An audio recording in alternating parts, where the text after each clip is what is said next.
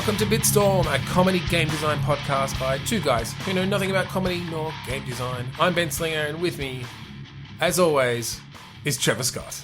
Yes, sir. So, Trevor, I think we're going to jump right in, get onto some ramped up click pitch. Why don't you tell our audience what we're about to do? We're about to, on the count of 3, 2, 1, click, get a random word from a random word generator. Get 2 words, in fact, an adjective and a noun. We're going to throw them at each other. We're going to come up with a game design. We're going to high five and say, wow, we did a great job in coming up with something that quickly. And then we'll throw it away and do it again.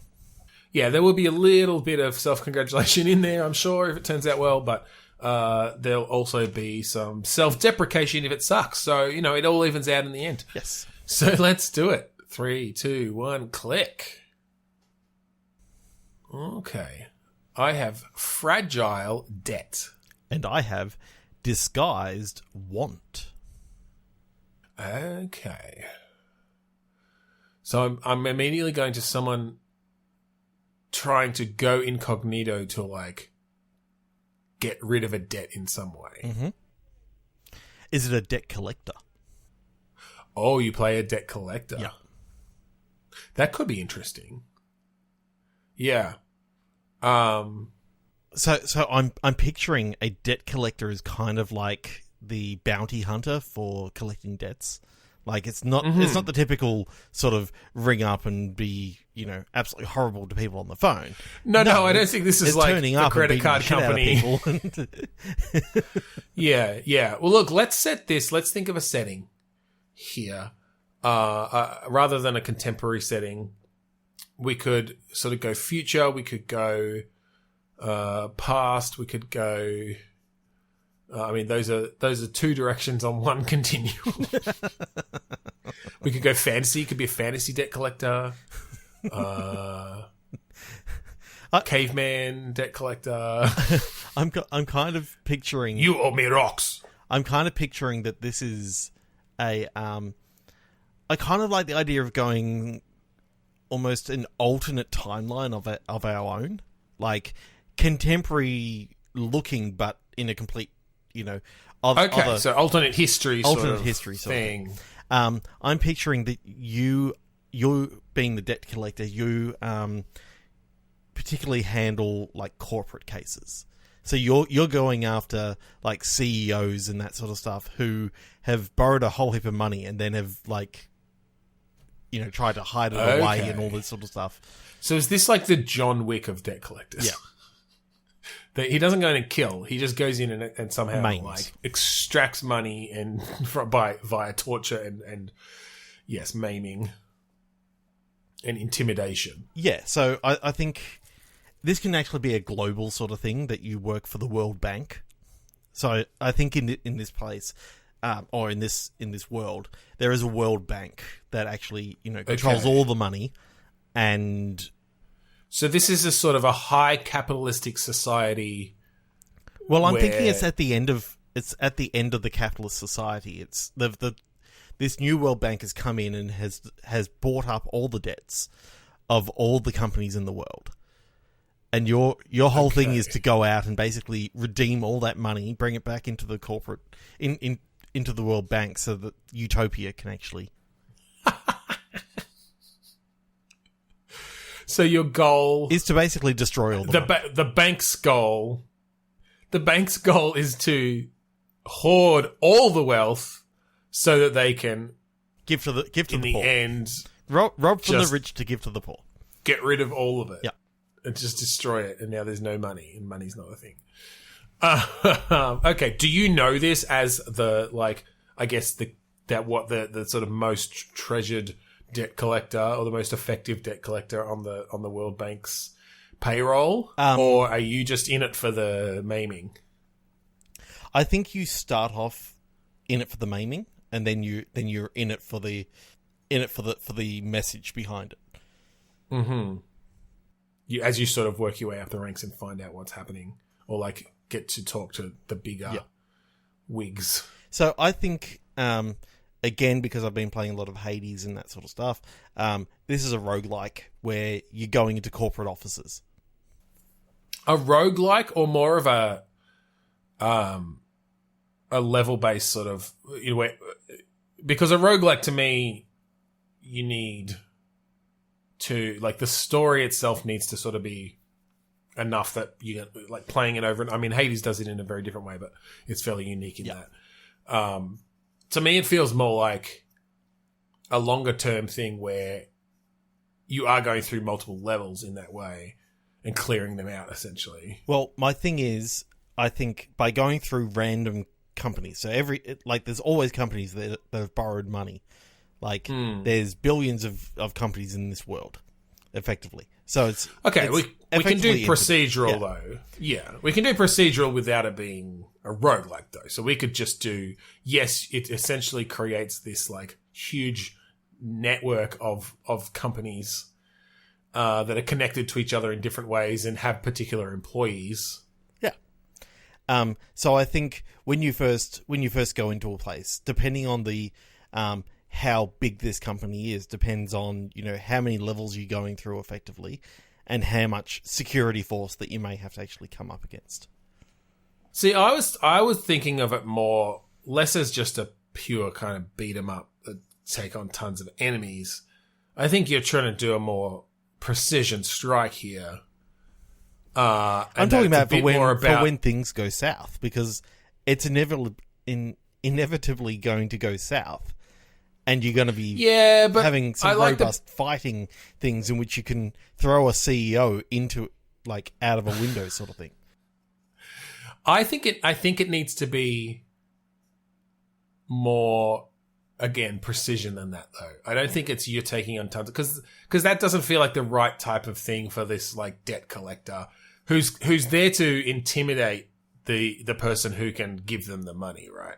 So I think the goal is to get to the CEO, but I don't think that's done by just, like, killing or maiming 30 employees before you get there. I think it's like... Oh, no, he's very against killing, but he's not against breaking some knees along the way. Yeah, but I think only if necessary to get to the boss. Like, I'm thinking of this more as almost stealth, that, like, there might be aspects of stealth in there. There might be aspects of waiting for the boss to go to the toilet and ambushing them in there. Like, that it's a bit more, again, it's procedural, but you come in, you talk to the receptionist. You're like, hey, what's the CEO's meeting schedule look like? They're in a meeting right now. Okay, what's the room? They might not tell you, in which case you might have to, like, hack into the computer system, or you might have to intimidate them, like, literally grab the receptionist's hand and break her little finger. And throw her out of a window. Well, no, I don't think you need to go that far. I think, like... It's only a one-story building. It's just a window, like... But I think it's a bit more interesting. It's fine. I think it's a bit more interesting if, like, the company is generated in such a way that's like, okay, how much loyalty did these employees have to the CEO? Like what's the culture of this company? That is this receptionist just going to give it up because she doesn't give a shit? Is she going to give it up if you do break a finger or not? Like, is the loyalty literally so high that, you know, that all the employees have had fucking torture training and you need to find other ways to like get to the CEO? And then again, like, the CEO might have particular things. You might be able to find out that they're particularly afraid of heights or something, right? So you do throw them out the window in that you smash them through the 70th story, but you hold them over there by their shirt collar until they give you the codes to their bank accounts. In the Cayman Islands. Wherever, yeah. Like, I feel like that sort of... Because I like the idea then of, these randomly generated corporations, but seeing then how they connect to other things. Because you then might get leads on... Because, of course, they all... Like, if you search through the CEO's computers... Yeah, there's, like, shell companies. It's like, oh, this is actually, like, they share a parent company with this other one, and okay, that gives us an in for that, like, higher level company. And also there's a ton of photos on here from the fucking risque CEO retreat that they all went on last year. So now I have some leverage on these 3 other CEOs from these other companies. But what's the CEO of the World Bank doing there? Dun, dun, dun. Dun, dun, dun. Yeah, well, maybe you... and again, I think you do then layer in that overall story. So I think, your cut of it, is determined on what size of the company you're effectively going for. So if you go for a startup, you're literally, sort of breaking into some dude's house and and sort of just shaking down. Well, and maybe that's about the progression. Maybe you are starting lower in the ranks where it is more about just, there's this startup. It's these two dudes in a basement, but you can easily just go down there and tear up their precious Magic the Gathering cards they've been collecting, and they'll give you their money. Yeah, because they owe the debt. I mean, when they came up with the idea to have podracer.com, all about the Star Wars pod racing thing, then leaving reviews and ratings for specific pod races.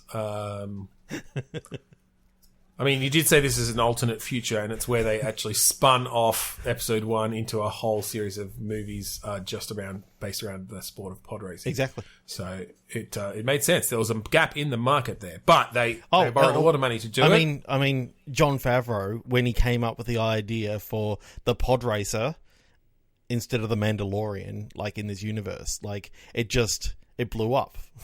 It follows Sebulba and how he was cheating and all that sort of stuff. Yeah, and Baby Yoda is still in it, but there are. But he's just that little bit younger. He's 50 years old in the series, so he's 15 there. Okay. 50-year-olds can race pod races too. I don't know. I feel like it's almost a bit more of a an Invisible Ink or something. Did you ever play that? Clea did Invisible Ink, where you play these spies breaking in, and it was very systems based and procedural, but you had different skills and stuff that you could deploy, and you had to get through and hack into the mainframes with before the alarms went off and stuff. Anyway, that's where my mind went with that one. Mm-hmm. Should we click again? Yeah, we should. Let's get another set of words. Unimportant bus.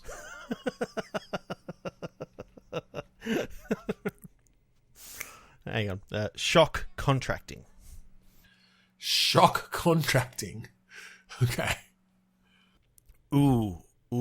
I just had this vision of this, kind of, if you think of the TV show Fringe, where you had, different things happening, it's just this unimportant bus, but it's been contracted. Basically, it's gradually shrunk, but the people inside it haven't, and you're sort of going. I mean, either investigating what's actually going on, or I like that as essentially the starting off point for some mystical or whatever, some scientific anomaly that you then are called in to investigate, and it kicks off the chain of events. Yeah, because I'm picturing a scientist who's working on a shrinking ray sort of thing, and he hasn't quite mastered the whole idea of compressing the things inside of the thing that he's trying to contract as well. So the outside shell of the bus starts to contract, but all the seats and stuff inside don't. So it's something about the how close and how connected each molecule is to another as to whether it's affected. And so essentially, if it's not a close enough material, or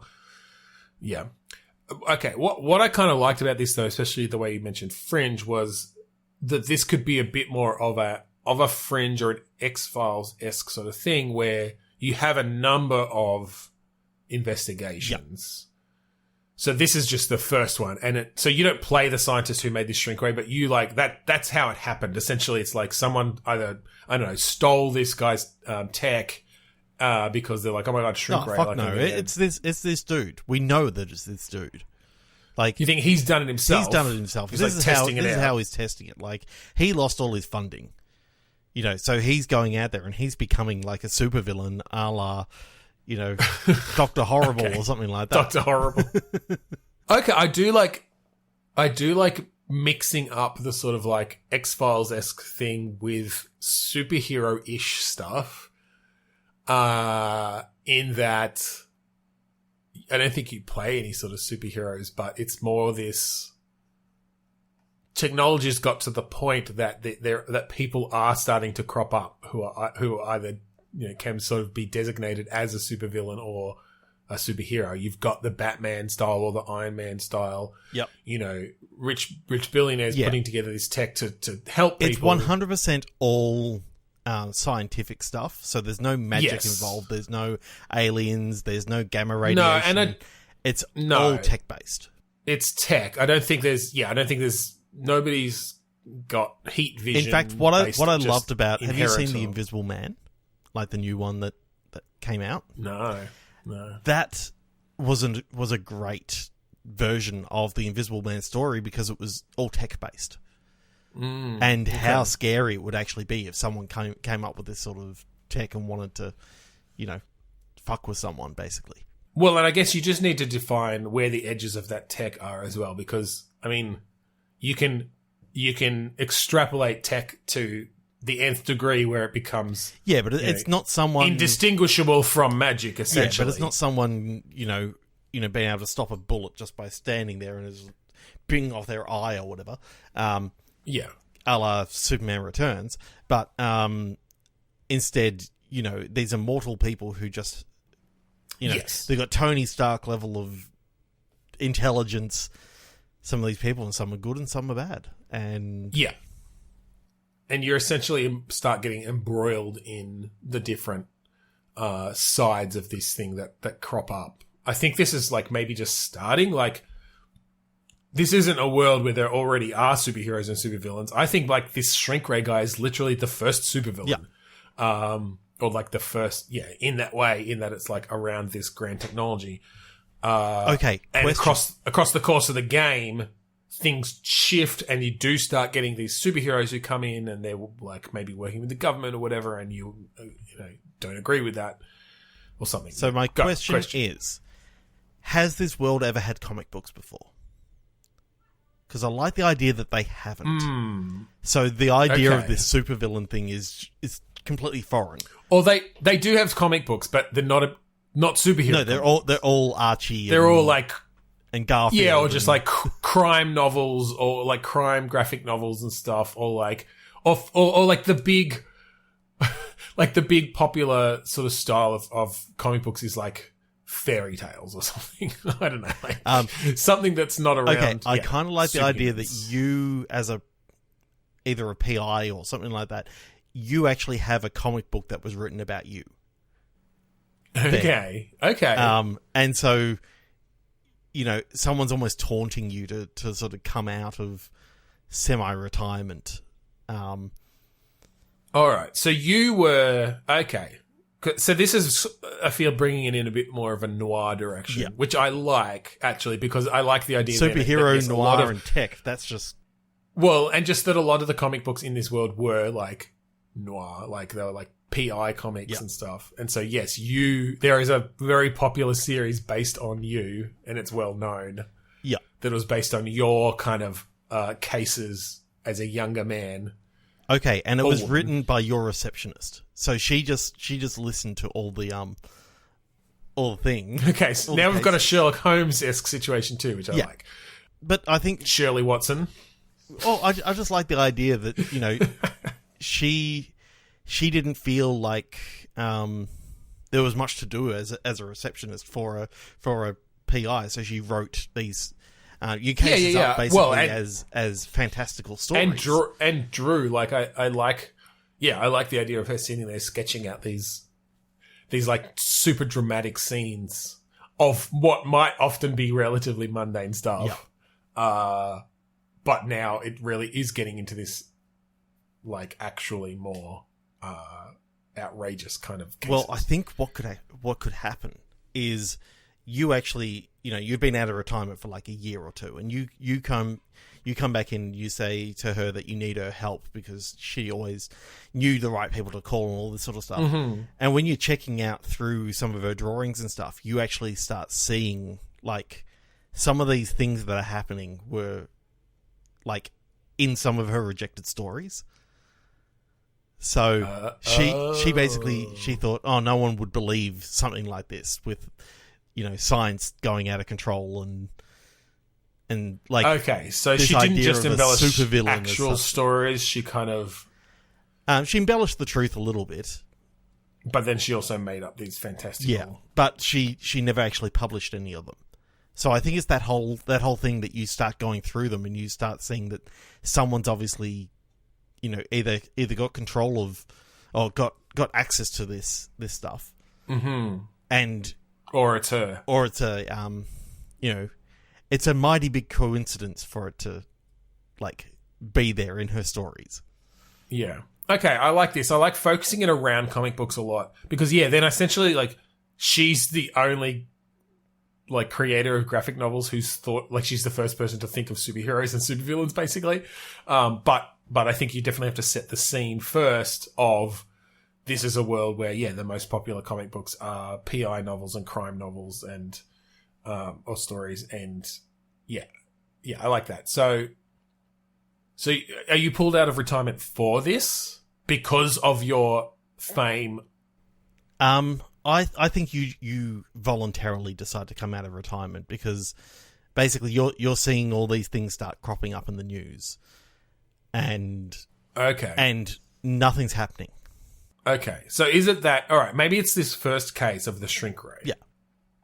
And so there's now been, like, 3 times that a vehicle or, has collapsed in on itself, killing the people inside. Yeah. In a horrible way. Nobody's been able to figure out what's going on. And maybe you are, like, the chief, the lead on the investigation at the actual police, like, they're your old whatever, like, you worked with them back in the day. Yeah, they were so like you go to liaison at the station. So back when they were, like, just a lower desk officer sergeant or something like that. Yeah, but now they're, like, chief of police. All right, because then I like that. That's sort of that's sort of where you kick off the story. Do they call you in? I think maybe you go in. Because I'm getting the feeling more of just that they don't actually want you there initially. It's more of that, like, fucking old, Okay. Benny. Okay, you know who doesn't want him in? The current desk sergeant and like the current detective on the case. But then when the chief of police finds out that you've been investigating around, like, he actually, he wants to bring you in on this because he's always had a good rapport with you. Because I don't want to ruin that sort of relationship there. Yeah, that's fine. I think the younger cops, and particularly maybe, like you said, the lead on this case, she doesn't want you on. Like, she's like, no, who is this? Like, we don't need outside help from private investigators. Like, I don't care how many comic books he was in. And I think a lot of people think less of you because of the comic books, because they think of you just as this, like, out there for fame or something, even though you didn't put them out yourself. Like, they don't believe that's the case. And so it may be like a bit of a sellout or a bit of just an embellisher, like, because they were obviously embellished. These people have seen the actual case files that you worked on. They know that it didn't go down the same way as in the comics. And so they kind of resent you a bit for that. Especially because there was a whole team working on these cases. Like, it wasn't just you and and the desk sergeant. Actually, I like that. Yeah, is the other guy who's always talked about in there, and they don't realize that they're talking about the current chief of police. Well, what I kind of like is maybe one of the reasons the current sergeant doesn't like him is because she worked 1 or 2 of those cases back in the day and just wasn't even acknowledged. you know, she at least had something to do with them, with some of those later cases, and, you know, found information. But of course, it was all in the comics. It was all credited to your character, my character, and the current chief of police, because they never changed when the desk sergeant got away from being a desk sergeant, got into like being something else. They just the comic books never changed the character. No. They just keep that the same. Kind of like Commissioner Gordon, you know. There's probably about 1,000 commissions that have gone through in Batman's time. It's just that they kept it Commissioner Gordon because it was just easier. It's just Commissioner Gordon just can't get a break and get a promotion. Or retire or whatever.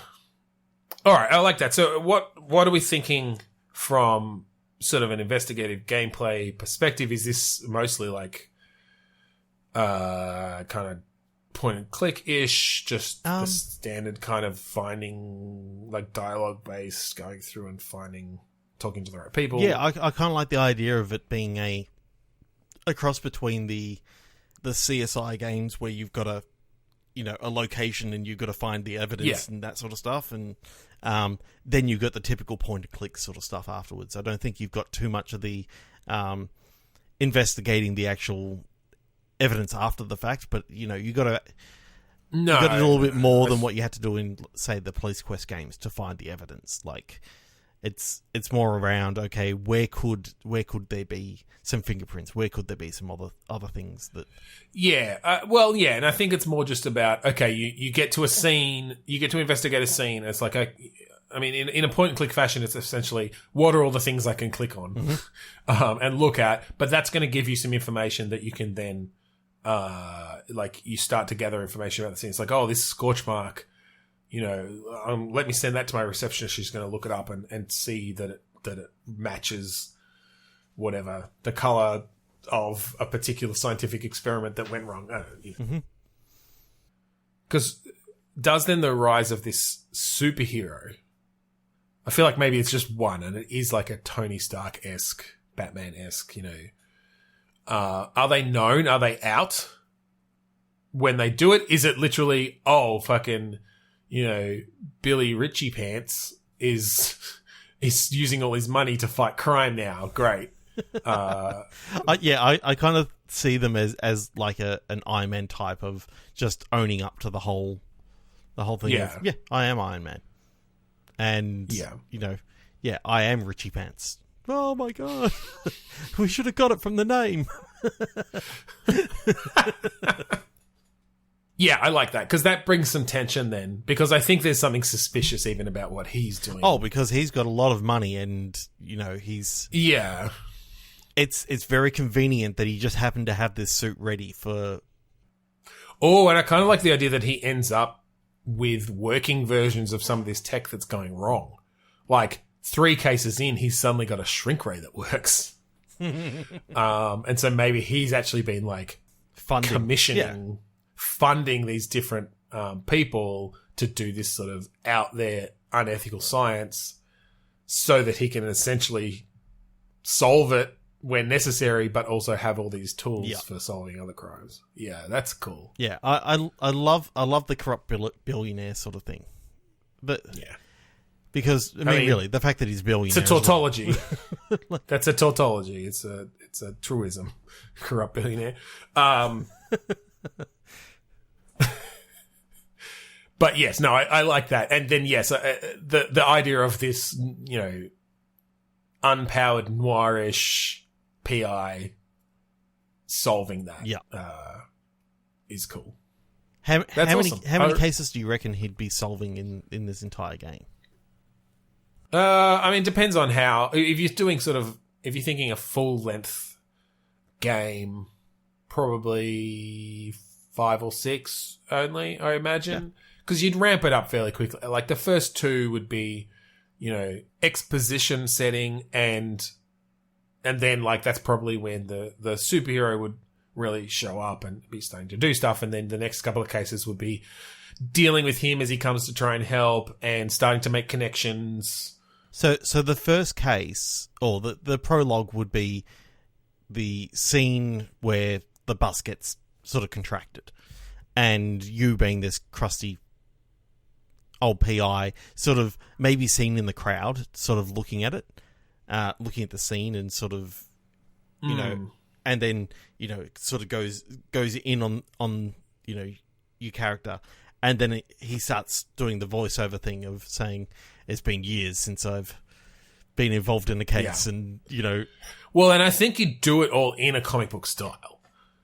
Like, I think when you have cutscenes and stuff, they're reminiscent of, like, sort of still, you do it in that, like, 2D artwork, but in sort of with parallax and 3D space. And having almost that, so it's looking like that border and yeah, and almost framing it and flicking between frames as things change. And, you know, and even maybe to the point of bringing up, like, the thought bubble with the voiceover or something of, you know, I can feel myself getting sucked back in. I just love the idea that he goes back home, opens up his garage, and in there is, like, just one of those typical noir offices that you expect, you know, in his garage. And he just walks over to the hat stand and picks up his hat and puts on his trench coat, and, you know. Yeah. It's got the desk with the phone on it, like old fashioned phone. The fan's still going in the garage. Like, he moved his whole office into the garage. I just love that. And then his wife comes home. She's like, I want to put the car away. No, she knows that it's been like this for the entire time. But she probably still, like, gets on him about it. Can we actually use the garage? You've been retired for 5 years. Can't we, like, actually use the garage to put our car in it? Like, no, I'm back on the case. She was asking these questions for the third time today. Oh, no, you're talking to yourself again. Yeah, that's how you introduce the wife. It's like she came in, you know, legs up to here, carrying a bag of groceries. She looked like she'd had a hard day. It's like, oh my God, what are you doing in here again? You've been retired. You're not a private investigator anymore. She was asking a lot of unusual questions. Are you monologuing again? No, I like it. Yeah, you know, I don't know you'd go that wacky with it, because I feel like it works better as a serious thing, but that's cool. I like it. Let's go one more, and then we'll do a couple of movies. Do a movie? Yeah. So, all right, 3, 2, 1, and a click. I don't think I'll use this. It's too similar to what we would have had in the last one. Crunched person. And to go well with this, sloppy gig.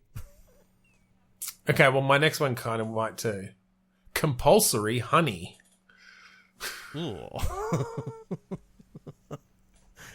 Sloppy gig? Sloppy gig. You playing a B band? No, I'm thinking away from like music sort of stuff, but I'm sort of thinking a gig being sort of like a job as such. Yeah, okay. So whether it's a heist or whether it's something else, but just the idea of like a honey slash sloppy heist or job or whatever. Like, that could be quite interesting. Is this something we could make a bit more mechanics based and bring some nice goopy liquid physics in? Like low viscosity or high viscosity, I mean, liquid physics as you pour honey around and move it between objects. I don't know.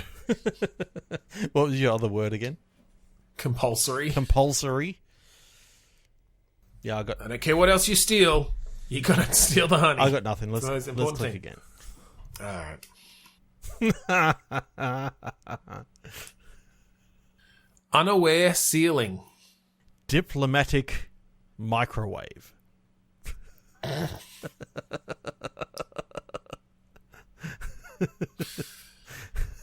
Okay. I'll just clarify that my ceiling is with a C, CEILING. Mm-hmm. Diplomatic microwave. Yeah. I mean, that doesn't have to be the appliance. It could be obviously the form of radiation. Which, now that stuff is actually happening in the world, which with potential like long range microwave radiation into like hotel rooms and all this sort of stuff.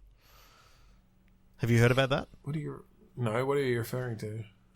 There's a whole heap of like spies and like diplomats and stuff who have come down with the same sort of sickness, and they were all in hotel rooms, and all of a sudden started feeling sick and have actually had some major issues. What? And this is real life. Is this a real thing? This is a real thing. Sounds like you're making it up. No. I'm literally going to Google microwave diplomat and see what comes up. Microwave weapons are prime suspect. Well, this was a couple of years ago. Oh, no, there's one from last month. Yep. Microwave radiation, most plausible cause of diplomats' ailments, report says. Yeah. See, this is actually... Cuba and China. Okay. That's bizarre. I had not seen that. Yeah. Okay. So I like the idea of, we can build off that.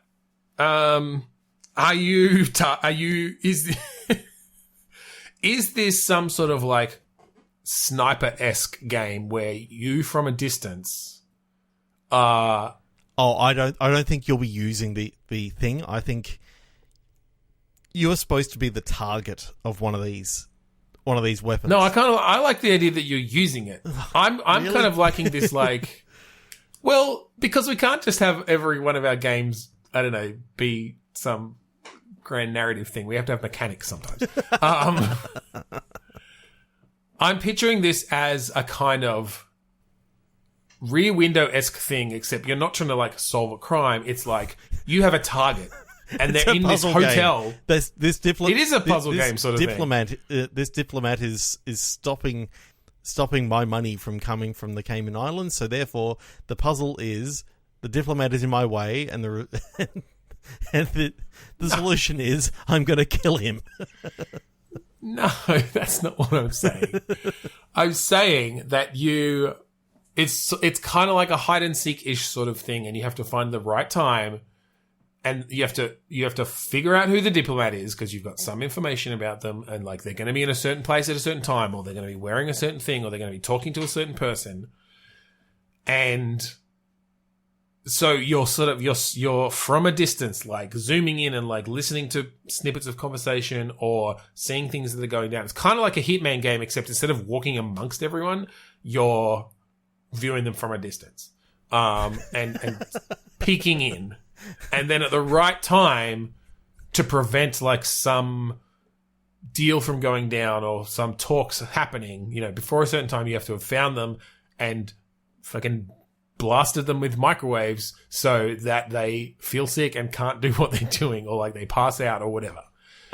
Okay, so is this kind of like that whole Watch Dogs thing of you being able to like take over cameras and just follow along with cameras and that sort of stuff, or is it? There could be aspects of that, yeah. Because I like the idea of them bringing in the idea of lag. So your latency, depending on how good is the internet running into this particular building, is the fact that the diplomat has actually walked in, then you have a look at the latency and you go, oh crap, he may have actually already left, because that was like it's 3 seconds ago or something. Yeah. 3,000 I like that. That's something like that. That's a cool mechanic. And I think you've got like high powered binoculars, but they can only see so far, right? And obviously can only see from like a particular angle from wherever you're camped out. And so yes, you maybe have to map out the interior of the building in a way via, I can see that there's a camera in that room. All right, that's another thing that your microwave thing can do. Like if you've got line of sight, then you can communicate with it in some way and perhaps like hack into it and connect to it.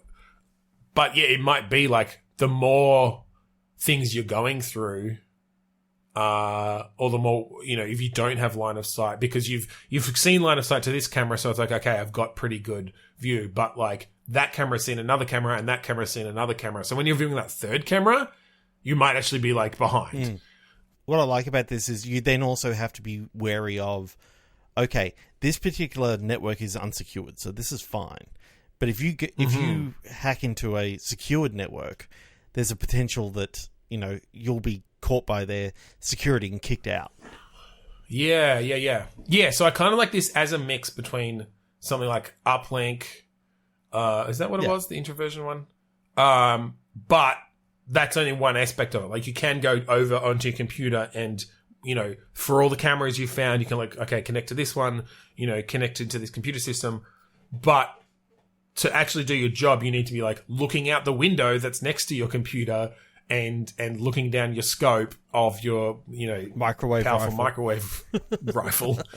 And that it's sort of about going back and forth, discovering, I can see through my rifle that they're over there, but I needed to get a better view into that room, so I'm going to try this camera out, and then you move over your computer and you're essentially spending a bit of time of okay, what can this camera see? Oh, it sees a computer system there. Maybe I can get into that and find out some information about the schedule. It might just be the front desk, and it's what room are they staying in? Yeah. And then once you've worked out what room, okay, is his laptop there and is it open, and therefore can I hijack the webcam? And yeah. So I like that. And again, from the Hitman point of view of there are multiple paths through a particular level, multiple ways you can solve it, but very much from this, you're not walking among them. You're just doing all this stuff from a distance through the computer systems and stuff. Yeah. And then you can have a number of different levels, obviously, where that are all handcrafted nicely with all these different things going on and ways to solve it. Yep. I like it. All right. Shall we do a movie? Yes. So what we're going to do now is we're going to each get a random movie pulled from an online database, and we're going to either just use the title of the movie or the title and the plot synopsis. It may depend on whether we've seen it or not, to come up with a game that might either tie into that movie or just be related about the ideas. So let's do it. What do you have, Trevor? I have 1996's awesome film, not that I've seen it, Welcome to the Dollhouse. Oh, what's that one? An unattractive 7th grader struggles to cope with suburban life as the middle child with inattentive parents and bullies at school. Okay. So I think I've heard of it, but anyway. Okay, and I have Won't Back Down from 2012. I have never heard of this, but it has Maggie Gyllenhaal, Viola Davis, and Holly Hunter, so pretty good cast. Jamie Fitzpatrick and Nona Alberts are two women from opposite sides of the social and economic track. Guess which one's which. But they have one thing in common, a mission to fix their community's broken school and ensure a bright future for their children. Yeah, I don't think we'll use the synopsis of that. Of either film, really. Of either film. I think we do Welcome to the Dollhouse, but just from the title, and because that is evocative, there's a lot of things you could do from a game point of view of something called Welcome to the Dollhouse. Yep. And no, I don't think that we'll be taking Joss Whedon's Dollhouse as part of it. I do, as much as I love that TV show, it. Yes. No, I don't think we need to go down that route. I'm thinking we maybe do something that's like a literal dollhouse in some way, because then we can do some cool graphical stuff with depth of field and making it, Are you a human who literally does find themselves in a dollhouse? Shrunk into a dollhouse. Well, I'm thinking, is it a human that comes across a house in the middle of nowhere? And when he goes in there, it's literally all the furniture is just too weird. And there's a mannequin sort of sitting at the table and all this sort of stuff. And then the whole side of the house swings open on a hinge. And there's a giant person there. You could either go giant person, or you can that'd be a big twist. What a twist. Well, I kind of like that idea that, you come across it. But yes, it's essentially kind of this weird portal into, this is actually, to cross over into a different dimension, essentially, where this house is somebody's dollhouse. Yeah. And it's some sort of, dimensional rift between them. and you're like, I think this is a story then maybe where you meet this child. Yeah. And you're communicating with them and maybe helping them in some way, but you are stuck as a doll-sized human when you're in their world. So is it kind of like a version of the big friendly giant, but in this case it's like the big friendly child? and you sort of you're having to almost deal with helping this giant child through something that's going on in her life. I think so, yeah. I think you essentially are helping them with some sort of crisis. I do like the idea, though, at points you go back into your world too, and maybe you're dealing with your own shit. But that, yes, the crux of it is helping this kid with some shit that's going down in their world. Okay. So tell me a little bit more about this character. What do they do for a job? Are they a mail delivery person? Did they see this house, or they got mail addressed to this house that they never had to deliver mail to before? Or like a package delivery person. That could work. I was almost thinking, is this like a child welfare officer, or is it a it just someone who's actually skilled in that area, still in that area, or a child psychologist sort of thing. And the reason why they were coming to this house is for a, to investigate a report from a neighbor or something like that. Maybe, though. I feel like that could work better if someone in their life is that person. Like, so their job is whatever, whether it's package delivery or something, and then they're either married to, or their sister or brother is, someone, because then they can talk to them about it, and like the brother is then like, why are you asking about all these hypothetical questions that are so specific? Like, is something going on? You need to tell me. And of course you can't tell them because they never believe you that it's a giant child that's in the fucking dollhouse that turns into a dollhouse. But you're trying to help this child sort of through this. Okay. And that's one of your tools. So when, just to go into a little bit of mind fuckery then. Just a little bit. Yeah. As if we weren't there already. Yeah. When your brother does finally work it out, or your sister or whoever work out, and they've realized this child, they work out that this child actually exists in the real world as well, and this portal was just happens to be to their dollhouse, but you're effectively being shrunk down by entering this house. But it's sort of like, I like that, but you don't find out that they've found out until you're in the dollhouse and you see them come to the door. Yeah, exactly. In the giant world. And that's when the penny drops that, you're actually in the real world. You're just, for some reason, you've been given this. Yeah, look, it's a very, like, almost a Stephen King-ish thing. Like, there doesn't have to be a reason why this house is connected to this dollhouse. It just is, and it's a way to explore, these relationships and create these relationships. Yeah. Yeah, I like that. So, what do you think? And it could be any number of things, and it's probably not super important at this point, but, like, what do you think this child's going through? Do they have, like, abusive parents, or is it just that they have a single parent who is struggling because they, can't get work or whatever? Yeah, I think it's... I don't like abusive... Like, I don't really want to inflict on everyone abuse. Yeah. Because that's a little bit too hard. But I'm also wondering, do we go down the way of, like, neglect, which is still a form of abuse, but it's I wonder then... The child thinks they're alone, and there's no one else. Well, as I was saying, I do like that idea of... I don't think the parent is meaning to be neglectful or certainly not abusive. I think they are struggling to find work, or, like, the jobs that they have to take mean that they have to leave the child alone because they can't afford childcare.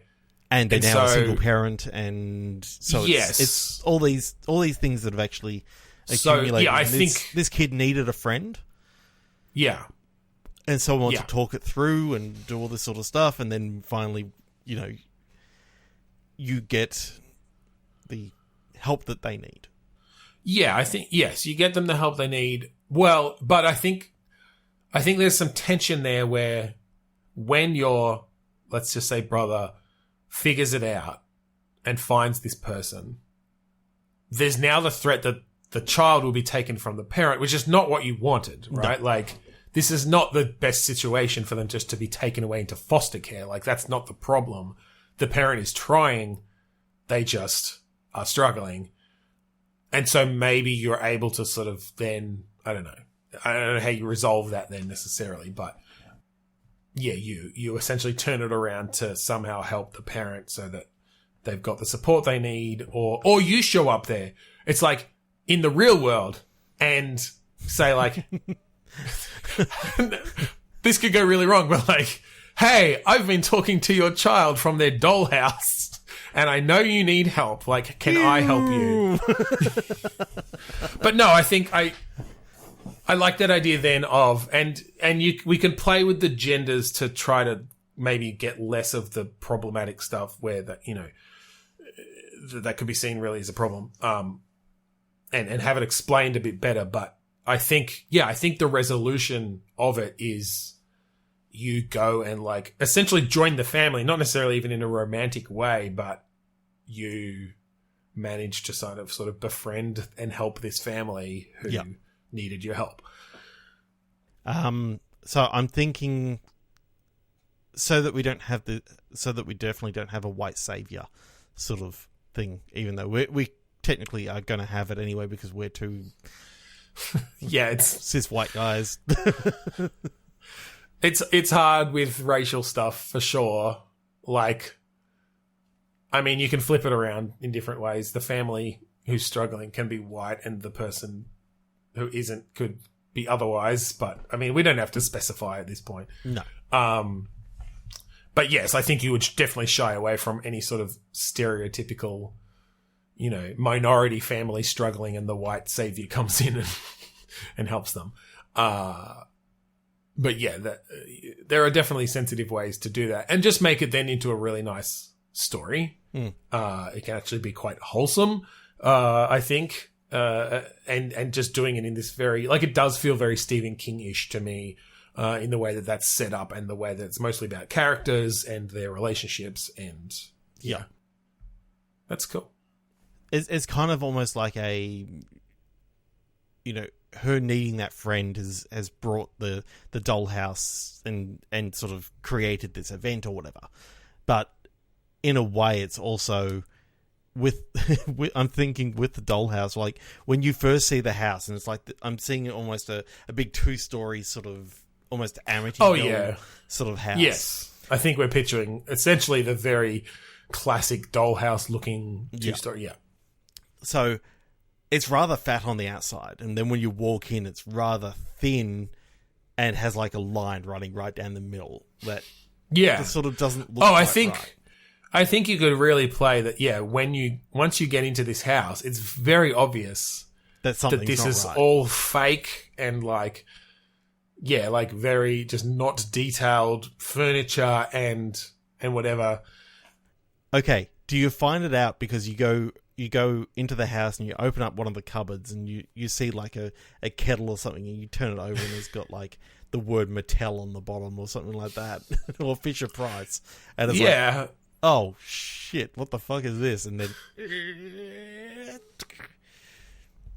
and then there's this giant child, like huge head compared to your, and then I think a lot of it is just sized head. I think a lot of it then is just dialogue based, like you can move around the dollhouse perhaps while you're doing it. Maybe she picks you up and puts her on her desk or whatever, or her, you know, with her other toys. And you have a conversation sitting on her bed in amongst her fucking stuffed toys or something. Maybe even have one of those things where like you have to hide in the stuffed toys when her parent comes in and talks to her about something. Especially because you don't want to have to explain why a 3-inch man is talking to their daughter. Yes, exactly. But, you know, you get to know Teddy very well. as as you sit there under next to them under the pillow. Okay, one more 3, 2, 1 movie. All right, let's do another. Ooh, I'm already going to say no to mine, but anyway, I'll say what it is. Sure. 2017's Mother. There's an exclamation point at the end. That was a fucking messed up movie. That's the Aronofsky one. Yes, right? it is. Yeah. Have you seen it? No, and I know why I wasn't going to see it, because I don't like Aronofsky stuff. It's fucked.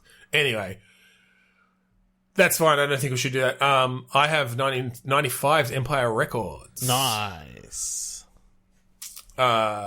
Which I don't fully recall. I think I've seen it maybe just like once, but really, I know it's a classic. I do know it's a classic. I do like the idea. I don't know again that we need to base it directly on the plot, but I do like the idea of a game set in a music shop. Yeah, music store. As long as we sort of get some good licenses for the games. Yes, because it's all about the music license. If you can tell a story about like a day in the life of this store, and you're playing, with the background soundtrack of the 90s, like if you set it in 95 or mid 90s. Yeah. In fact, let's set it in Australia, and instead of Empire Records, you're set in a Brash's store.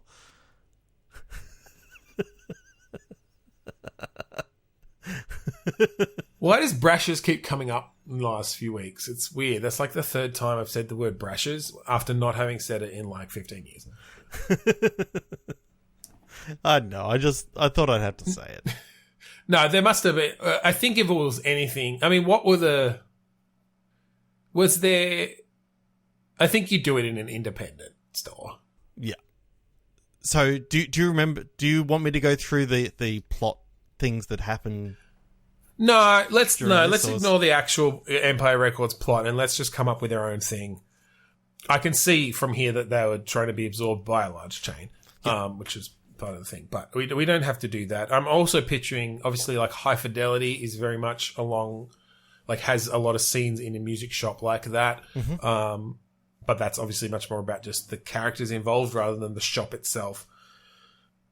Do we do this? Are there like shop management aspects around it, or is it just about like? I think it's just about like the day in the life of these people. The manager is off doing his own thing. Mm-hmm. You're just you can actually sort of flick between each person. I think each person has got a certain thing that they're doing for the day. If you remember the old adventure game, I Have No Mouth and I Must Scream. Mm-hmm. There was like 5 or 6 different characters that you played through, and then when you finally finished them all, then you sort of saw stuff that happened. Okay, I don't think I ever played through the whole game, but that's fine. So are you playing essentially the whole day for each person then, or is it more like once you solve Jennifer's first problem, then the day kind of moves on and now it's midday and I think there are some crossovers, a la your typical sort of Pulp Fiction-y sort of thing. Like, mm-hmm. You see some things that happen and you go, oh, I wonder what's happening there.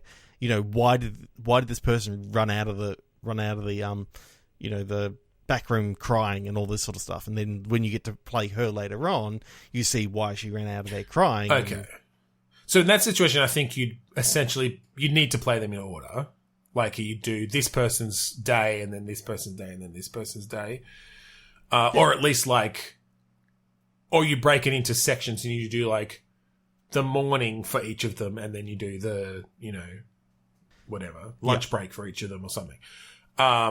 But I do like that. I like that kind of multifaceted storytelling in I guess sort of like a point and clicky adventure game. I mean, are you picturing a nicely 3D rendered, full store that you can walk around in third person or something?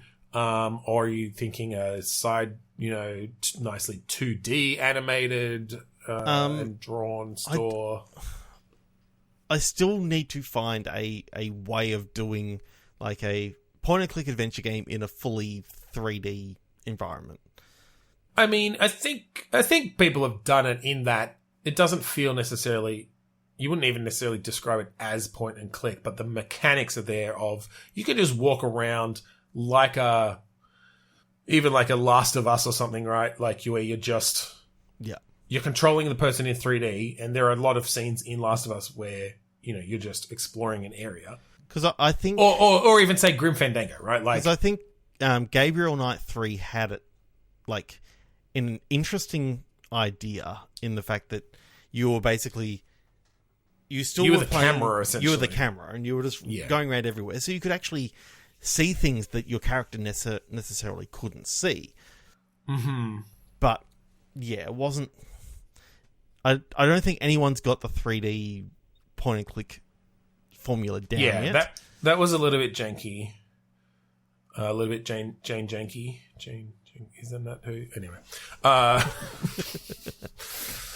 But yeah, that's fine. I mean, I think though, just the general thing of, somewhat third person 3D, you've got an inventory, you can talk to people and do dialogue puzzles, right? Yeah. Like, and you can apply your inventory things, you can look at things, and talk to people.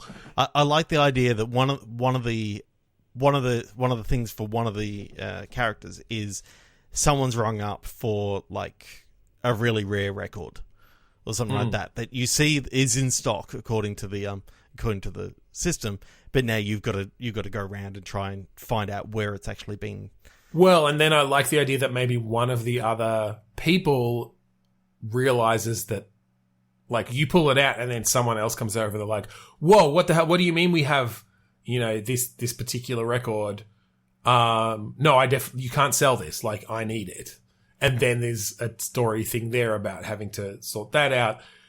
And then I think you definitely bring in, like, between at least some of the characters, like there's a love triangle or something, like there's romance, romantic sort of stuff happening. Yeah. I like that. I like that, doing essentially that sort of multi-view, multifaceted story, but in an adventure game like that. Yeah. I mean, I look at Day of the Tentacle, I look at Maniac Mansion, having or even Zach McCracken. I think that actually did almost the 3 characters or the 4 characters in that game. Some of the best. That's a bit different in that you can swap at any time, but and some of the puzzles require that. Yeah. But yes, I think we'd sort of definitely be taking that lead in a way, but then doing it in a more narrative fashion of. And look, there might be times that you can switch between characters if they're, if their stories have crossed, and it's if not their stories have crossed that you can actually click into the other person. And so there might be things that you can solve in any order, but it's like, after that initial moment where you found the record and then Johnny comes over and is like, no, I need this. It's like, okay, now you can either play as Johnny trying to figure out how to get it, or you can play as Sarah trying to figure out, how to stop him getting it. And I think there's only one solution to it, but you can go like they each have their own story beats that then meet up, and you can do it in any order. Yeah, that's cool. I think like having 4 or 5 characters. 4 or 5 characters that some are all very different. And I think, like, especially if you split it up into, like, morning, midday, evening or something, they wouldn't all have, like, huge stories in each one. You could split it up, like, some of them might only have some smaller bits in the morning, but you tell more of their stuff. And maybe then you have, like, after you complete everything for the morning, you play as the manager. And then some little interstitial bits. Yeah, that could be cool. And then, or you just have like a phone call or something as the manager, where you're calling up and you're hearing them all like trying to talk over each other in the background and explain, no, I didn't mean to break that or whatever. No, hey, don't tell them. Like, you can have this sort of, it's almost a bit of a recap and a humorous sort of thing of this manager's maybe he's at a conference or something, or he's at something where. And he's just checking in on his store, and it's like, oh, what the fuck is going on back there? I can't believe I trusted them to run my store. Yeah, that's really cool. Yeah. That's really cool. I'm probably going to have to give Empire Records another watch. I've got it on DVD. So, of course you do.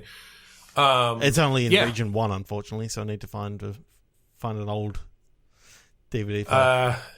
I'll have to see if it's streaming anywhere. It probably isn't. They never Anyways. are. They really never are. I feel like particularly that, like, time, you don't. There's a good chunk of like 80s and 90s movies that you just can't stream anyway. All right, I think we are going to end it there.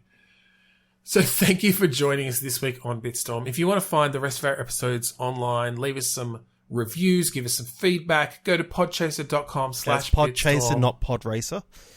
Yeah, no, not podracer.com. That's something very different. Podchaser.com/Bitstorm. Definitely go and check that out. Also, we'd like to thank the wonderful musicians over at Guradust for the use of the song Matt defines of the album Containment Failure. That's right. So thank you again for joining us this week on Bitstorm. I'm Ben Slinger. I'm Trevor Scott. End of episode.